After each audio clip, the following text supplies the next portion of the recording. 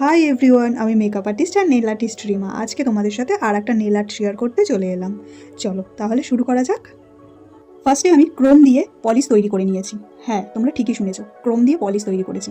তোমরা যদি ডিটেলসে জানতে চাও যে ক্রোম দিয়ে কী করে পলিশ তৈরি করা যায়, তাহলে আমাকে কমেন্টে জানিও, আমি অবশ্যই একটা ভিডিও নিয়ে আসবো।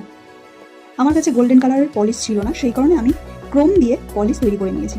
সেটা আমি একটা লাইন ক্রিয়েট করেছি টিপের ওপরে। তোমরা দেখতেই পাচ্ছ যে আমি কীরকমভাবে লাইনটা ক্রিয়েট করেছি।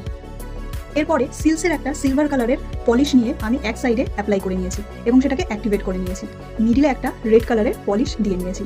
সেমভাবে তারপরের সাইডটায় আমি সিলভার কালারের পলিশ পরিয়ে নিয়েছি এবং সেটাকে অ্যাক্টিভেট করে নিয়েছি। আমি অ্যাক্টিভেটটা এমনভাবেই করেছি যাতে সেটা একটা ডিজাইন ক্রিয়েট করে।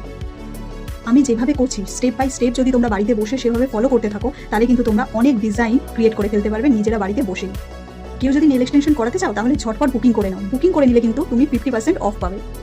ফুল আর্টটা কমপ্লিট হয়ে যাওয়ার পরে আমি হার্ড জেল নিয়ে ব্রাশের সাহায্যে ওই আর্টটার ওপর থেকে আমি হার্ড জেল দিয়ে নিয়েছিলাম। এবার তোমাদের মনে কোশ্চেন আসতেই পারে যে হার্ড জেল আমি ওর ওপর থেকে কেন দিলাম। তোমরা দেখলেই বুঝতে পারবে যে হার্ড জেলটা দেওয়ার পরে কতটা গ্লজি লাগছে আর একটা মিরর ফিনিশিং এসছে, সেই কারণেই আমার হার্ড জেলটা অ্যাড করা। তো চলো আজকের মতো টাটা।